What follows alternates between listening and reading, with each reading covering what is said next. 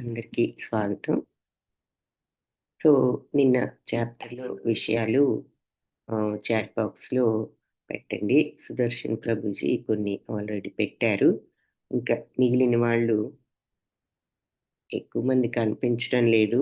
Only నలుగురే ఉన్నారు so far. Mataji okay. Class start అయిందని మెసేజ్ పెడతారు.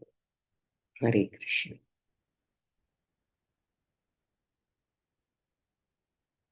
హరిత మాతాజీ మీరు కో హోస్ట్. అందరికీ స్వాగతం. 12వ అధ్యాయం భక్తి యోగం. ఓం అజ్ఞానతిమిరాంధస్య జ్ఞానాంజనశలాకయ చక్షురున్మిళితం येन తస్మై శ్రీగురవే నమః. నమో ఓం విష్ణుపదాయ కృష్ణప్రేష్ఠాయ భూతలే శ్రీమతే భక్తివేదాంత స్వామిన్యితి నామినే నమస్తే సరస్వతి దేవి గౌరవాణి ప్రచారిణే నిర్విశేష శూన్యవాది పాశ్చాత్య దేశధారిణే. हे कृष्णा करुणा सिंधो दीनबंधो जगत्पते गोपेश गोपिका कांता राधा कांता नमोस्तुते तप्त कांचन गौरांगी राधे बृंदावनेश्वरी वृषभानुसुते देवी प्रणमामि हरिप्रिये. जय श्री कृष्ण चैतन्य प्रभु नित्यानंद श्री अद्वैत गदाधर श्रीवासादि गौर भक्तवृंद. हरे कृष्णा कृष्ण कृष्ण हरे हरे, हरे राम राम राम हरे हरे. कृष्ण हरे कृष्णा कृष्ण कृष्ण हरे हरे, हरे राम राम राम हरे हरे. हरे कृष्ण कृष्ण कृष्ण हरे हरे राम राम राम हरे हरे. हरे कृष्णा कृष्ण कृष्ण हरे हरे, हरे राम राम राम हरे हरे. हरे कृष्ण माताजी. హరే కృష్ణ మాతాజీ. సో భక్తి యోగంలో ఆఖరి 7 నుంచి 12 వరకు భక్తి యోగం. ఈ 12వ అధ్యాయం పేరే భక్తి యోగం. ఇది భక్తి యోగంలో లాస్ట్ అధ్యాయం.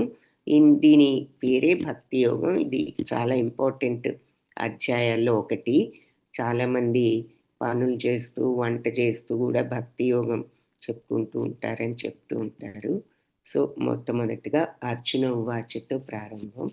अर्जुन उवाच एवं सततयुक्ताये भक्तास्त्वां पर्युपासते ये चाप्यक्षरमव्यक्तं तेषां के योगवित्तमा.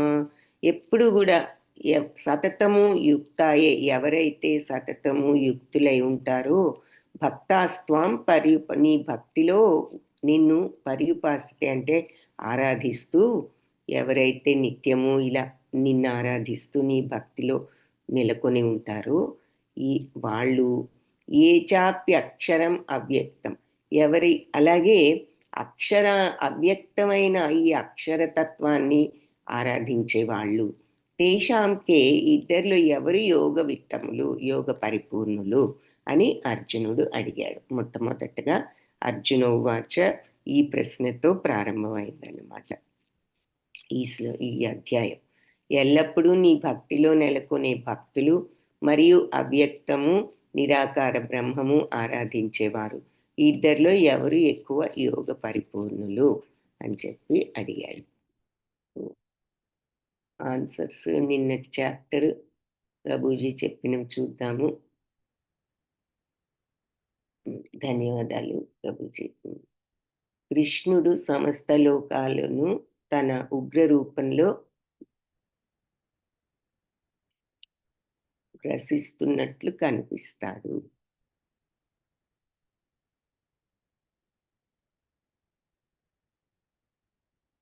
మీరు ఎవరు అని అర్జునుడు భయంతో అంటే, నీవెవరో నాకు తెలియడం లేదు, ఈ ఉగ్రరూపం ఏంటో నిన్ను చూస్తే నాకు అంటే అసలు నీ నీ పర్పస్ ఏమిటో కూడా నాకు తెలియడం లేదు.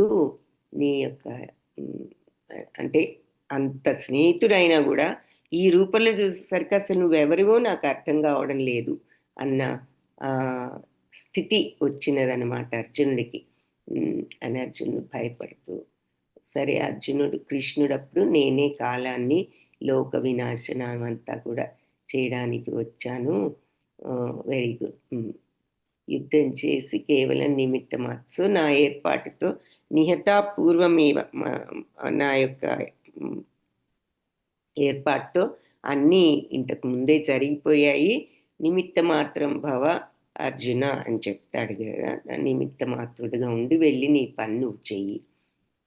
ప్రధాన యోధులు ఇప్పటికే నా సంకల్పంతో ఓడిపోయారు. సంజయుడేమో అర్జునుడు భయభక్తులతో తల వంచి నమస్కరించాడు అని చెప్పాడు. తర్వాత కృష్ణుని మహిమని ప్రపంచం అంతా అందరూ కూడా నృత్యానురజ్యతే అన్నాడు. సో అందరూ ఆనందిస్తున్నారు అని. కృష్ణుడి సమస్తానికి మూల కారణం ఆయన, ఆదిదేవుడు, పురుషోత్తముడు, అన్ని దేవతల రూపాలు ఆయనే అని అన్ని దిక్కుల నుండి నీకు నమస్కరిస్తున్నాను అని చెప్పాడు. Very good. స్నేహితుడిగా భావించేసిన తప్పులను అంటే తెలియక వేళాకోళాలాడాను, అంటే వేళాకోళంతో కొన్ని అవమానాలు చేసుండొచ్చు, అందుకని క్షమాపణ అడిగాడు. Very good. తర్వాత మరి అందరి ముందు స్నేహితుల సమక్షంలోనూ ఒంటరిగా ఉన్నప్పుడు కూడా ఇలా నిన్ను వేళాకోళాలు ఆడాను, సో క్షమించు. ఒక తండ్రి గురువు స్నేహితుల్లాగా నన్ను క్షమించమని ప్రార్థించాడు. Very good. విశ్వరూపం చూసి భయపడ్డానని సౌమ్య రూపాన్ని చూపమని కోరాడు.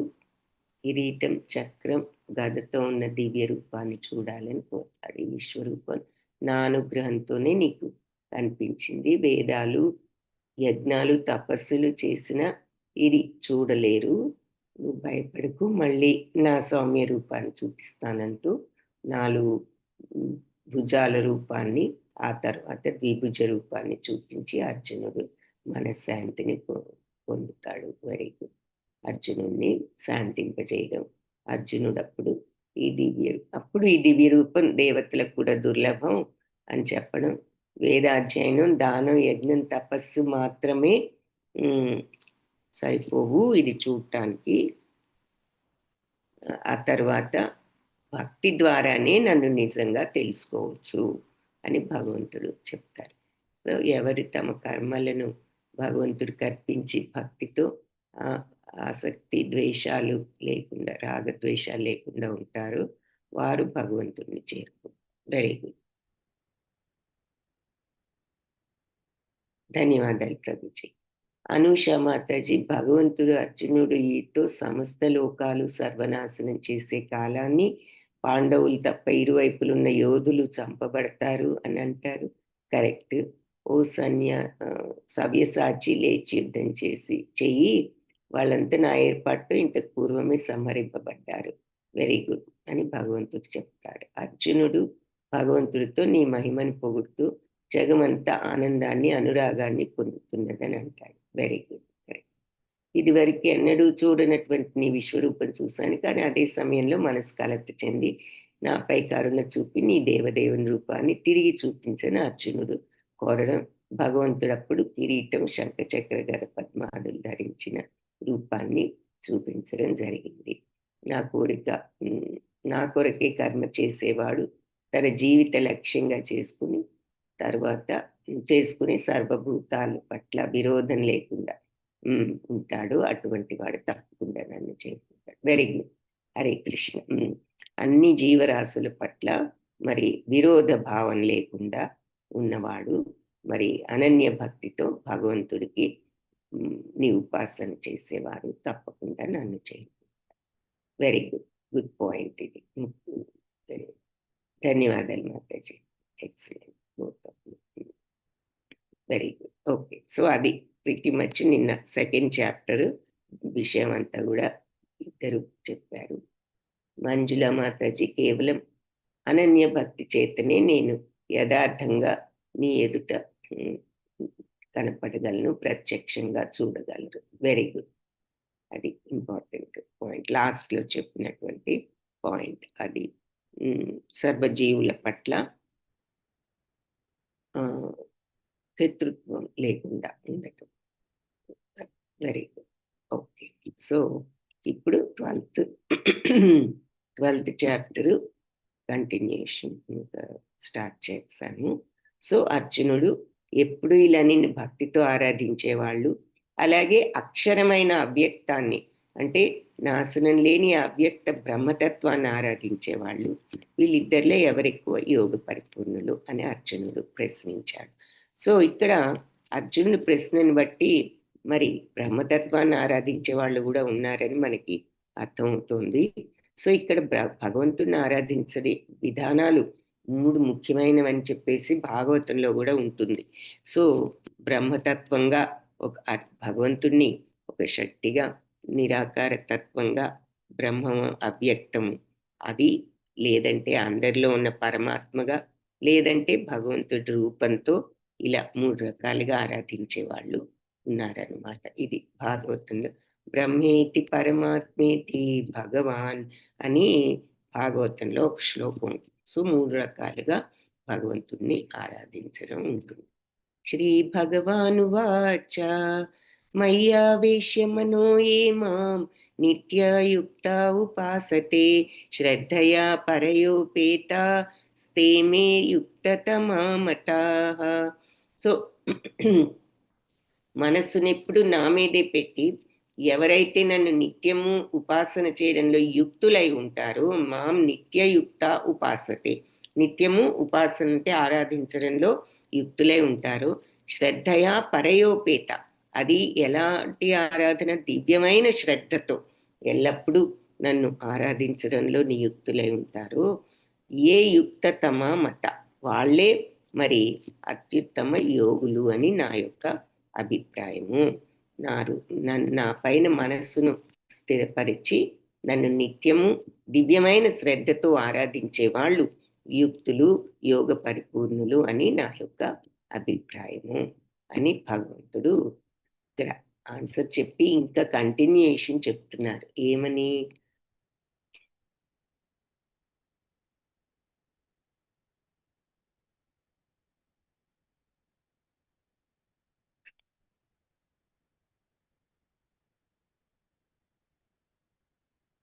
ఏ త్వక్షరమనిర్దేశ్యం అవ్యక్తం పర్యుపాసతే సర్వత్ర గమచింత్యం చ కూటస్థం అచలం ధ్రువం సన్నియమ్యేంద్రియగ్రామం సర్వత్ర సమబుద్ధయః తే ప్రాప్నువంతి మామేవ సర్వభూతహితే రతాః. ఏ తు కానీ ఎవరైతే అక్షరం, ఈ అక్షరతత్వాన్ని కూడా అవ్యక్తమైన కనిపించిన అక్షరతత్వాన్ని ఉపాసన చేసేవారు, సర్వత్రగమ చింత్యం అంటే అంతటా కూడా ఉన్నటువంటి ఈ బ్రహ్మతత్వం, అచింత్యం మనకు ఊహకందనటువంటి ఈ బ్రహ్మతత్వం, చ మరియు కూటస్థం అంటే మరి సమస్తం మార్పులేనిది, ఊహాతీతము, సర్వవ్యాపకము, అచలం కదలనిది, ధ్రువం స్థిరమైనది, సన్నియమ్యేంద్రి ఇటువంటి బ్రహ్మతత్వం అన్నమాట. బ్రహ్మతత్వాన్ని ఈ రకంగా వర్ణిస్తున్నారు. సర్వవ్యాపకము, మరి ఊహాతీతము అంటే మన ఆలోచనలకు అందనిది, అలాగే మార్పులేనిది, కదలనిది, ధ్రువం స్థిరమైనది అయిన ఈ బ్రహ్మతత్వాన్ని ఆరాధించేవారు సన్నియమ్యేంద్రియ గ్రామం అంటే ఇంద్రియాలన్నిటినీ కూడా నిగ్రహించి సర్వత్రా సమబుద్ధయ అందరి పట్ల సమబుద్ధితో ఉంటూ, అంటే కొందరిని రాగంతోనూ కొందరిని ద్వేషంతోనూ చూడడం కాకుండా అందరి పట్ల సమత్వంతో ఉంటూ, తే వాళ్ళు ప్రాప్నువంతి మామేవ, నన్ను ప్రాప్తం పొందుతారు. అంటే వాళ్ళకు కూడా నేను ప్రాప్తం అవుతాను. సర్వభూత హితే రతాః, వాళ్ళు ఎలాంటి వాళ్ళు?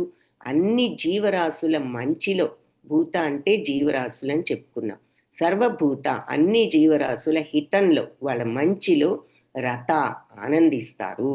అంటే నార్మల్గా మనం ఈ ప్రపంచంలో జనరల్గా ఈ మాయలో ఉన్నప్పుడు ఏం జరుగుతుంది? మనం మనకు మంచి జరిగినప్పుడు ఆనందపడుతూ ఉంటాం. కానీ వీళ్ళు అలా కాదు, అందరికీ మంచి జరిగినప్పుడు ఆనందిస్తూ ఉంటారు. అందరి మంచియే వాళ్ళకి ఆనందం. అలా ఉంటూ వాళ్ళు కూడా నన్ను చేరుకుంటారు. కాబట్టి ఇంద్రియాతీతము, సర్వవ్యాపకము, ఊహాతీతము, మార్పులేని, కదలని, స్థిరమైన ఈ బ్రహ్మతత్వం, అవ్యక్తమైన ఈ బ్రహ్మతత్వాన్ని కూడా ఆరాధించేవారు మరి వాళ్ళు కూడా ఇంద్రియాలన్నిటినీ నిగ్రహించుకుని, ఇంద్రియాలను నిగ్రహించుకున్నారంటే మరి ఇక కోరికలు అనేవి లేకుండా, రాగద్వేషాలు లేకుండా, అంటే సమత్వ స్థితిలో సర్వత్రా సమబుద్ధయ, అందరి పట్ల సమబుద్ధితో ఉంటూ అందరి మంచిలో వాళ్ళు ఆనందిస్తూ ఆ రకంగా వాళ్ళు కూడా నన్ను పొందుతారు.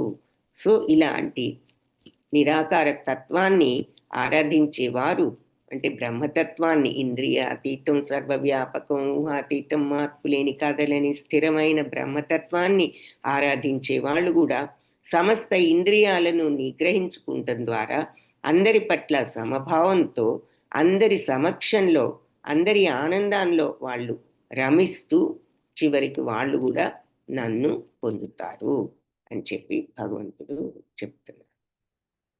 అయితే నెక్స్ట్ ఏం చెప్పారు అంటే, క్లేశోధికతరస్తేషాం అవ్యక్తాసక్త చేతసాం అవ్యక్తా హి గతి దుఃఖం దేహవద్భిరవాప్యతే. అయితే ఇది కష్టంతో కూడుకున్నది ఈ పద్ధతి. ఏది? అవ్యక్తాసక్త చేతసాం, అవ్యక్తం మీద ఆసక్తి ఉన్న వాళ్ళ, ఆ మార్గం మీద ఆసక్తి ఉన్న వాళ్ళ మార్గం కష్టతరమైనది.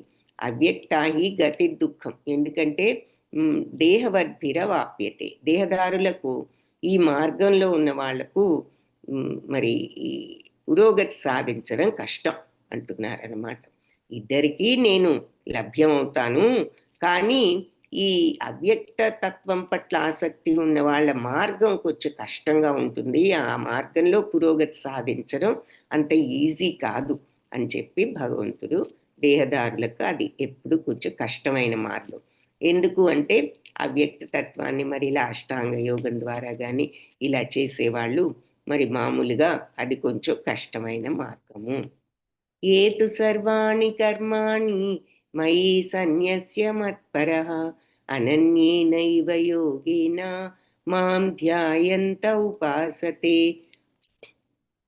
తేషామహం సముద్ధర్త మృత్యు సంసార సాగరాత్ భవామి న చిరాత్ పార్థ మయ్యావేశిత చేతసాం. ఏతు తూ కానీ, ఎవరైతే సర్వాణి కర్మాణి అన్ని కర్మలు మై సన్యస్య నాకు అర్పించి, సన్యస్య అంటే వదిలివేయడం, అర్పించడం అని, మై సన్యస్య నాకు అర్పించి, మత్పరః నన్నే మరి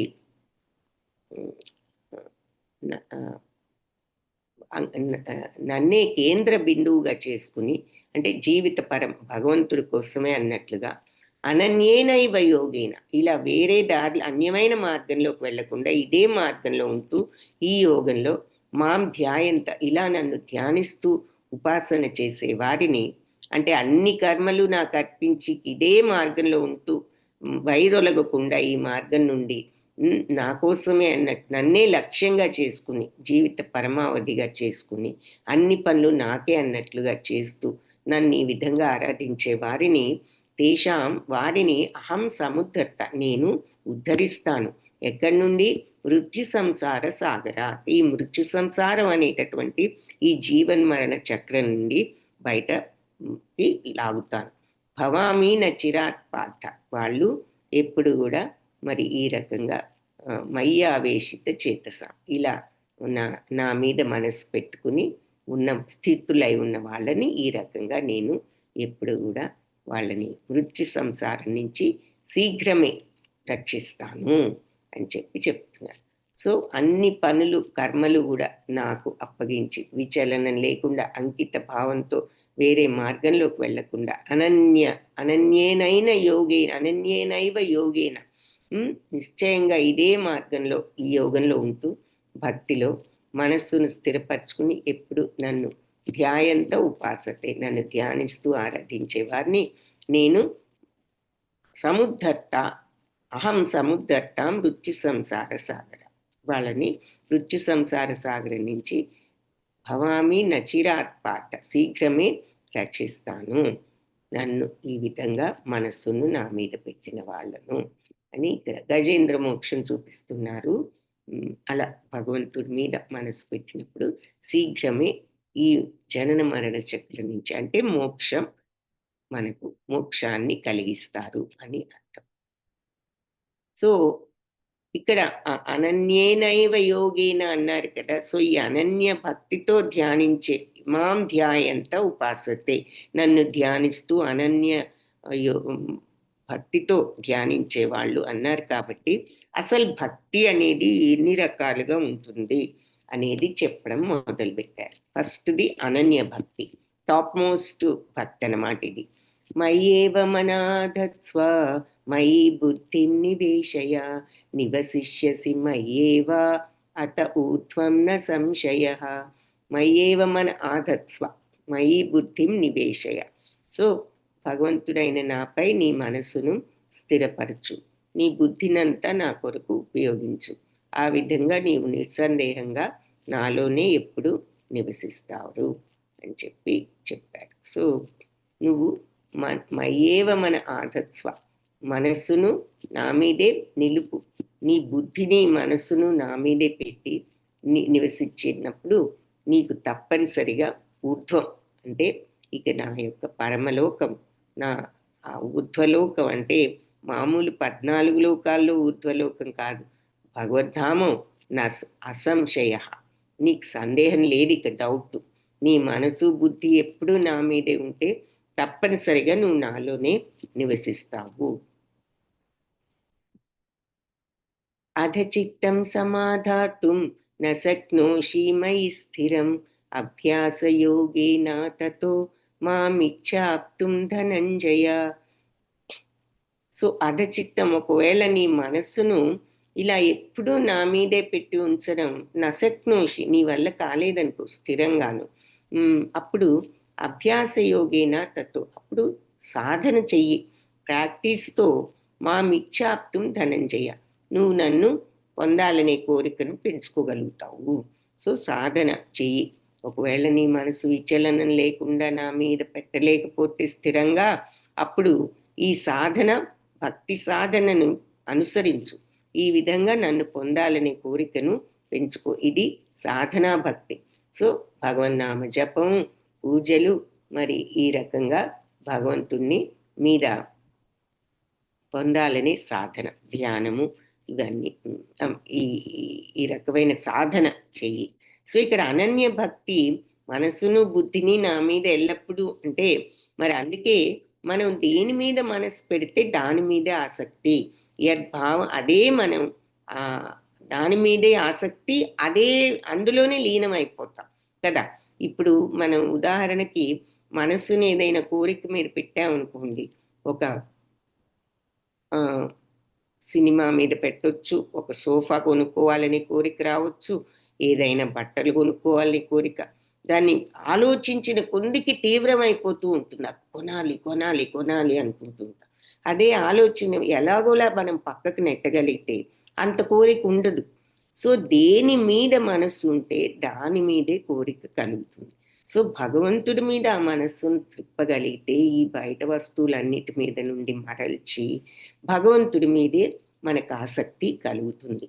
సో దానికి అది పెంచుకోవడానికి మరి ఏదో ఒక రకంగా స్మరణం, ఈ 9 నవవిధ భక్తులు శ్రవణం, కీర్తనం, విష్ణుస్మరణం, పాదసేవనం, అర్చనం, వందనం, దాస్యం, సఖ్యం, ఆత్మనివేదనం అని 9 రకాలు చెప్పారు కదా. సో ఏదో ఒకటి మనం నేర్చుకోగలిగితే ఒక్కటైనా సరే మనం సీరియస్గా పట్టుకోగలిగితే భగవంతుణ్ణి మీద భక్తిని, భావాన్ని పెంచుకోవచ్చు. తద్వారా భగవంతుణ్ణి పొందొచ్చు అని చెప్పి భాగవతంలో కూడా చెప్పబడింది. సో ఈ అనన్య భక్తి, అందుకని ఏది ఆలోచిస్తే దాని మీదే కోరిక. యద్భావం తద్భవతి. ఏది భావిస్తామో, ఏది ఆలోచిస్తామో అదే అవుతాము. సో మనం మంచి ఆలోచిస్తే మంచి అవుతాము, చెడు ఆలోచిస్తే చెడు అవుతాం. అంతే కదా. కోరికల్ని ఆలోచిస్తూ ఉంటే ఆ కోరికల్లోనే మునిగిపోతాం. భగవంతుణ్ణి ఆలోచిస్తే భగవంతుల్లోనే ఇంకిపోతాం. కాబట్టి అందుకని భగవంతుడి పైన మనస్సును, బుద్ధిని ఎల్లప్పుడూ నివసించి పెట్టుకోగలిగిన వాళ్ళు నాలోనే ఉంటారు అన్నదానికి అర్థం. అది అనన్య భక్తి. అది చేత కాలేదనుకోండి, అలా స్థిరంగా ఎప్పుడూ మైండ్ నా మీదే ఉంచుకోవడం మీకు కుదరకపోతే సాధన చెయ్యండి, ప్రాక్టీస్ చెయ్యండి అని చెప్పి భగవంతుడు చెప్తున్నారు. ఆ సాధనతో మీరు నన్ను పొందగలుగుతారు, నా మీద కోరికను పెంచుకోగలుగుతారు. సో అంటే మరి ఈ రకంగా మరి మనం భగవద్ధ్యానం, మరి భగవంతుణ్ణి పూజించడం, శ్రవణం, కీర్తనం ఇటువంటివన్నీ మనం సాధన చేయొచ్చు. ఒకవేళ అప్పుడు ఇంకా ఏం చెప్తున్నారు? అభ్యాసేప్య సమర్థోసి మత్కర్మ పరమో భవ మదర్థం అపి కర్మాణి కుర్వన్ సిద్ధిం అవాప్స్యసి. అభ్యాసేప్య అసమర్థోసి. ఇలా అభ్యాసం సాధనలో కూడా నువ్వు అసమర్థుడు అయ్యావనుకో, సరే అనన్య భక్తి చేత కాకపోతే సాధనా భక్తి ట్రై చెయ్యి, ప్రాక్టీస్ చెయ్యి అని చెప్పాడు. ఆ ప్రాక్టీస్ కూడా నువ్వు చేయలేకపోయావు అనుకో, భగవంతుడు ఎంతో కరుణామయుడు కాబట్టి అది చేయలేకపోతే ఇది, ఇది చేయలేకపోతే ఇది అంటూ మనకి ఈ పద్ధతులన్నీ కూడా చెప్పారన్నమాట, ఎలా భక్తిని పెంచుకోవాలి అనేది. సో నువ్వు అభ్యాసం సాధన కూడా నువ్వు అసమర్థుడు అయ్యావనుకో అందులో కూడా, అప్పుడు మత్కర్మ పరమోభవ. అప్పుడు నా కోసం అన్నట్లుగా నువ్వు కర్మలు చెయ్యి. ఎందుకు భగవంతుడి కోసం అన్నట్లుగా కర్మలు చేస్తే ఏమిటప్ప మనకు వచ్చే లాభం అనే డౌట్ వస్తే ఆన్సర్ కూడా చెప్తున్నారు. మదర్థమపి కర్మాణి. నా కోసం అన్నట్లుగా నువ్వు కర్మ చేస్తే కుర్వన్ సిద్ధిం అవాప్స్యసి. నీకు సిద్ధత్వం వస్తుంది, పరిపూర్ణత లభిస్తుంది. సో నువ్వు ఈ భక్తిలో సాధనా భక్తి నియమాలు పాటించి ఆ రకంగా సాధన కూడా చేయలేకపోయావు అనుకో, అప్పుడు నా కోసమే పనులు చేయడానికి ప్రయత్నించు. ఈ రకంగా నువ్వు చేయడం వల్ల నువ్వు సిద్ధత్వాన్ని, పరిపూర్ణత్వాన్ని పొందుతావు. అంటే ఏది చేసినా ఇది భగవంతుడికి అర్పించి చేస్తున్నానని శరణాగత తత్వం. ఏదొచ్చినా ఆ పని నుంచి ప్రతిఫలం లాభమైన నష్టమైన మరి ఎలాంటి భావంతో ఉంటున్నావు అంటే భగవత్ ప్రసాదం అనే భావనతో, అన్నీ భగవంతుడి కోసమే అన్నట్లు ఇక్కడ రెండు రకాలుగా అనుకోవచ్చు. కేవలం భగవంతుడి కోసమే అంటే ఆయన ఇక్కడ మనకి ఏదైనా గుడుల్లో సేవ చేయటం మరి ఇటువంటివి, అంతేకాకుండా ఏ పని చేసినా మన బాధ్యతలు ఉంటాయి కాబట్టి ఆ ఏ డ్యూటీనైనా భగవదర్పితంగా చేయగలగడం, అంటే ఏదైనా భగవంతుడి కోసమే అనే భావాన్ని జీర్ణం చేసుకుని అలా జీర్ణం చేసుకోవడం వల్ల ఏదొచ్చినా ఆ పని నుంచి అది భగవత్ ప్రసాదం అనుకోగలగడం. సో ఇక్కడ చిన్న చిన్న ఎగ్జాంపుల్స్, అంటే మాయతో కాకుండా ఆ భక్తి భావంతో ఉండు పని చేసేటప్పుడు. ఇది నా కోసం, నేనేదో ఇంకా డబ్బులు పెద్ద టీవీ కొనుక్కోవాలి పక్క వాళ్ళలాగా, ఈ రకమైన భావనలు తగ్గించుకుని కొంచెం ఆధ్యాత్మికంగా ఏదైనా మరి ఆధ్యాత్మిక పెంచుకునే కోరికలను పెంచుకోవడం ఒకటి, నా కోసం పని చేయమంటే, కానీ మన రోజువారీ నిత్య జీవిత రెస్పాన్సిబిలిటీస్ ఉంటాయి కాబట్టి అవి కూడా మీరు నా కోసం, భగవంతుడి కోసం అన్నట్లుగా ఈ రకంగా చెయ్యడం. అదైతదప్యశక్తోసి కర్తుం అద్యోగమాశ్రితః సర్వకర్మ ఫలత్యాగం తతః కురు యతాత్మవాన్. అదైత అపి అశక్తోసి. అలా భగవంతుడి కోసం చేయడం కూడా నీకు చేత కాలేదనుకో, అందులో కూడా అశక్తుడవయ్యావనుకో, కర్తుం అద్యోగం ఆశ్రితః. అప్పుడు నువ్వు పనులు చెయ్యి. ఏది బెనిఫిట్ ఆశించకుండా పనులు చేయడం ప్రారంభించు. సర్వకర్మ ఫలత్యాగం. అన్ని కర్మలని త్యజించడానికి నువ్వు ప్రయత్నించు ఆత్మనిగ్రహంతో. తతః కురు యతాత్మవాన్. సో అలా ఆత్మనిగ్రహంతో ఫలితాలన్నిటినీ కూడా త్యజించడానికి ప్రయత్నించు. ఒకవేళ నువ్వు అన్నీ భగవంతుడి కోసమే అనే భావంని పెంచుకోలేకపోతే ఏ పని చేసినా కూడా నువ్వు సమత్వంతో కర్మ ఫలితాల మీద ఆసక్తిని తగ్గించుకుని చెయ్యి. అది వస్తుందా వస్తుందా వస్తుందా అనే తాపత్రయాన్నైనా వదులుకో. ఇది నా బాధ్యత, నేను చెయ్యాలి అనేటటువంటి ఒక సమత్వాన్ని, ఒక ఉదాసీనతను నువ్వు అలవర్చుకో. అది అది అంటే కర్మ ఫలితాలను మీద ఆసక్తిని తగ్గించుకుని ఆత్మనిగ్రహంతో బ్యాలెన్స్డ్గా ఉండడం అయినా ట్రై చేయి. కొన్ని భక్తి భావంతో అన్నీ భగవంతుడి ప్రసాదం అని అనుకోలేకపోయినా ఏదొచ్చినా నువ్వు ఆత్మనిగ్రహంతో ఫలితాల మీద ఆసక్తిని తగ్గించుకుని ఉండడానికైనా ప్రయత్నించు. శ్రేయో హి జ్ఞానమభ్యాసాత్ జ్ఞానాత్ ధ్యానం విశిష్యతే ధ్యానాత్ కర్మ ఫలత్యాగ త్యాగాత్ శాంతిరనంతరం. సో కానీ ఈ అభ్యాసం కూడా నువ్వు చేయలేకపోయావు అనుకో, ఏది ఈ సమత్వంతో కూడా నువ్వు ఉండలేకపోయావు అనుకో, అప్పుడు నువ్వు జ్ఞానాన్ని అభ్యసించడానికి ప్రయత్నించు. కానీ ధ్యానం విశిష్యతే. జ్ఞానం కంటే కూడా ధ్యానం విశిష్టమైనది. ఎందుకు కానీ ధ్యానం కంటే కూడా కర్మఫల త్యాగం ఇంకా విశిష్టం. ఇక్కడ చెప్పారు కదా, కర్మఫల త్యాగం చెయ్యి. ఒకవేళ నువ్వు అన్నీ నాకు సమర్పించి చేస్తూ ఉండటం నీకు చేత కాకపోతే అన్ని పనులు చేస్తూ ఏదొచ్చినా సమత్వంతో ఉండు, కర్మఫలాలను త్యజించు అని చెప్పారు. సో అది కూడా చేత కాకపోతే జ్ఞానం అభ్యసించు. కానీ జ్ఞానం కంటే ధ్యానం విశిష్టం, ధ్యానం కంటే కర్మఫల త్యాగం విశిష్టం. ఎందుకు? త్యాగాశాంతిర్ అనంతరం. కర్మఫలాన్ని నువ్వు త్యజించగలిగావు అంటే వాటి మీద ఆసక్తిని నువ్వు వదులుకోగలిగావు అంటే ఇక నీవు మనశ్శాంతితో ఉంటావు. మరి కర్మఫలాల మీద ఆసక్తి వల్లే కదా మనకి ఆందోళన, వస్తుందో రాదో అనే ఆందోళన, రాదేమో అనే భయం, మరి వచ్చిందంటే గర్వము, మరి విపరీతమైన అహంకారము, మరి రాకపోతే విపరీతమైన దుఃఖము, కృంగిపోవడం, ఇవన్నీ కూడా విపరీతమైన ఆ ప్రతిఫలం మీద అటాచ్మెంట్ వల్లే వస్తున్నాయి కదా. ఏదో ఒకటి వస్తుంది, మనం చేయాల్సిన పని మనం చేయవలెను, మన బాధ్యత మనం నిర్వర్తించడం మన చేతిలో పని. తర్వాత ఏది జరుగుతుందో మన చేతిలో లేదు. మనం చేయగలిగింది ఏమిటి అంటే ఆ పనిని సవ్యంగా చేయడం వరకు మనం చేయగలము అని అనుకుని ఏది వచ్చినా మనం దానివల్ల మనం ఎఫెక్ట్ అవ్వకుండా వీలైనంత సమత్వంతో బ్యాలెన్స్తో ఉండాలి అనేటటువంటి జ్ఞానాన్ని తెచ్చుకుని అది మనం ప్రాక్టీస్ చేయగలగటం మనకి మనశ్శాంతిని కూడా కలిగిస్తుంది. చిన్న చిన్న ఎగ్జాంపుల్స్తో ఏదైనా జరిగినప్పుడు ఇలా అయిందేమిటి అంటూ నిరుత్సాహపడుతూ బాధపడుతూ కూర్చుంటే ఏమొస్తుంది? పరీక్ష ఫెయిల్ అయ్యాము, ఏదో మరి అసలు చదివామో లేదో, చదవకపోతే ఎలాగూ ఫెయిల్ తప్పదు, అది మనదే మిస్టేకు. సరే చదివాము, చదివిన తర్వాత కూడా మనం చదివినవి సరిగ్గా రాలేదు, లేదా మనం సరిగ్గా రాయలేకపోయాము, ఏదో జరిగింది, ఫెయిల్ అయ్యాము. ఫెయిల్ అయినప్పుడు నువ్వు బాగా చదివి ఫెయిల్ అయినా సరే నువ్వు దుఃఖిస్తూ కూర్చుంటే ఏమొస్తుంది? ఆ రిజల్ట్ మార్చలేం కదా. మళ్ళీ ఏం చెయ్యాలి? మళ్ళీ పరీక్ష వ్రాయాలి, పాస్ అవ్వాలి అనుకుంటే మళ్ళీ చదువుతాం, మళ్ళీ రాస్తాం.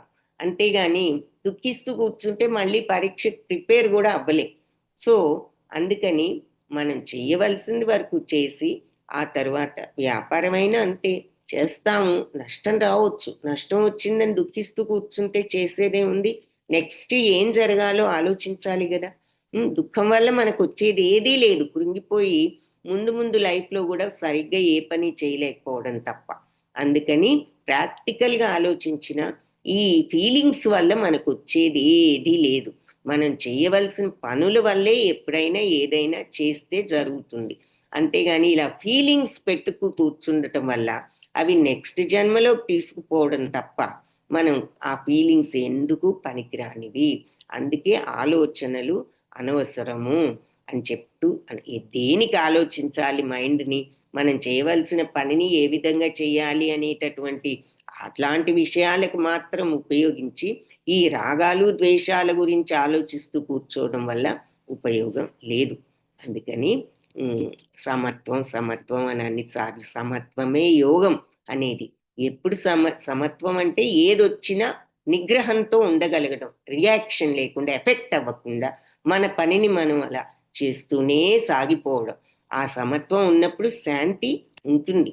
అలాగని మళ్ళీ పని ఏదో సమత్వం కదా ఏదొచ్చినా ఒకటే పని సరిగ్గా చేయకుండా ఉండడం కాదు. పని శాయశక్తులా సక్సెస్ఫుల్గా అవ్వడానికి అన్ని ప్రయత్నాలు చేయడం మన చేతిలో పని. అది చెయ్యాలి. మన చేతిలో లేనిది దాని నుంచి ఎటువంటి రిజల్ట్ వస్తుంది అని. సో మనం శాయశక్తుల అది విజయవంతం అవడానికి చేస్తాం. అవుతే అవుతుంది, అవ్వకపోయినా అయినా కూడా మనం ఒకే రకంగా బ్యాలెన్స్డ్గా సమత్వంతో ఉండగలగాలి. అది అప్పుడు ఇక మన పనిని మనం చేసుకుంటూ అలా ఉండగలిగినప్పుడు మరి ఆ మనశ్శాంతి కూడా సమత్వం వస్తుంది. సో ఇది కూడా నువ్వు చేయలేకపోతే జ్ఞానం పెంచుకోవడానికి ప్రయత్నించు. జ్ఞానం కంటే కూడా ధ్యానం ఉత్తమం. సో ఈ దీనికంటే కూడా ధ్యానం కంటే కర్మఫల త్యాగం ఉత్తమం. ఎందుకు? వాటిని త్యజించడం ద్వారా మనశ్శాంతిని పొందవచ్చు. కర్మఫలాల మీద ఎప్పుడైతే ఆసక్తి వదులుకుంటామో మనశ్శాంతి లభిస్తుంది. సో 4వది కర్మఫల త్యాగం అయితే 5వది ధ్యానం అని చెప్పారు. ధ్యానం లాస్ట్ది జ్ఞానం అభ్యసించడం. సో వేదాలు అవి చదువుకుని అసలు విషయాన్ని తెలుసుకో. సో ఆర్డర్ ఏమిటి ఇప్పుడు? ఫస్ట్ది టాప్ మోస్ట్ది మరి అనన్య భక్తి, మనసును బుద్ధిని ఆయన మీద లగ్నం చేయగలరు. 2 అది చేయలేనప్పుడు సాధన, భక్తి నియమాలను పాటిస్తూ సాధనా భక్తి. అది కూడా చేయలేనప్పుడు అన్నీ భగవంతుడి కోసమే అన్నట్టు మన పనులు మనం చేస్తూ నిరంతరం ఇది భగవంతుడికి అర్పిస్తున్నాను అనే భావనతో ఉండగలగడం. అది కూడా చేత కానప్పుడు ఏ పని చేసినా సమత్వంతో ఉండగలగడం, ఏది జరిగినా. అది కూడా చేత కాకపోతే ధ్యానం చెయ్యి, అది కూడా చేత కాకపోతే జ్ఞానం అభ్యసించు అని. కానీ ఈ జ్ఞానము ధ్యానం కంటే కూడా కర్మఫలం త్యజించడం అంటే అది 4th అన్నమాట, ఉత్తమం. ఎందుకంటే వీటికంటే కూడా అది ఎక్కువ మనశ్శాంతిని ఇస్తుంది అంటున్నారు. అంటే నువ్వు ధ్యానిస్తూ కూర్చున్న దానికంటే కూడా నువ్వు కర్మలన్నీ చేసుకుంటూ దేనికి ఎఫెక్ట్ అవ్వకుండా ఉంటే నీకు అదే ఎక్కువ మనశ్శాంతి అని చెప్తున్నారు. సో ఇలా 6 పద్ధతులు మరి భక్తిని పెంచుకోవడానికి భగవంతుడు చెప్పారు. 12th చెప్పి ఇప్పుడు భగవంతుడు ఇలా భక్తిలో ఉన్న వాళ్ళు ఏదో ఒక మార్గంలో ఈ చెప్పిన విధానాల్లో ఏదో ఒక మార్గంలో ఇలా భక్తిని పెంచుకున్న వాళ్ళు ఎలా ఉంటారు, వాళ్ళ లక్షణాలు ఏమిటి అనేవి ఇప్పుడు చెప్తున్నారు. సో ఎవరు భక్తులు అంటే శుద్ధ భక్తులు ఎలా ఉంటారు అనే ఐడియా మనకి ప్రశ్న కనుక వస్తే, అద్వేష్ట సర్వభూతానాం మైత్ర కరుణా ఏవ చ నిర్మమో నిరహంకారః సమదుఃఖ సుఖ క్షమీ సంతుష్టా సతతం యోగి యథాత్మా దృఢ నిశ్చయః మయ్యర్పిత మనో బుద్ధిర్ యో మద్భక్త సమే ప్రియాః. సో అద్వేష్ట సర్వభూతానం, అన్ని జీవరాశుల పట్ల ద్వేషం లేకుండా మిత్రుత్వంతో, అందరి పట్ల మిత్రుత్వంతో, కరుణతో, అందరి పట్ల ఆ కరుణ అనేది ఉండాలి. వాటన్నిటితో నిర్మమో మమత్వం, నాది అనే అటాచ్మెంట్, నాది అనే ఆ అటాచ్మెంట్స్ లేకుండా, నిరహంకార అహంకారం లేకుండా, సమ దుఃఖ సుఖ అంటే సుఖమైన దుఃఖమైన సమత్వంతో ఉంటూ, క్షమి ఓర్పుతో ఉంటూ, సంతుష్ట సతతం ఎల్లప్పుడూ సంతుష్టమే, తృప్తి, తుష్ట అంటే తృప్తి. సో ఎప్పుడూ తృప్తిగానే ఉంటారు, ఉన్నా ఒకటే లేకపోయినా ఒకటే, ఏదైనా తృప్తిగానే ఉంటారు.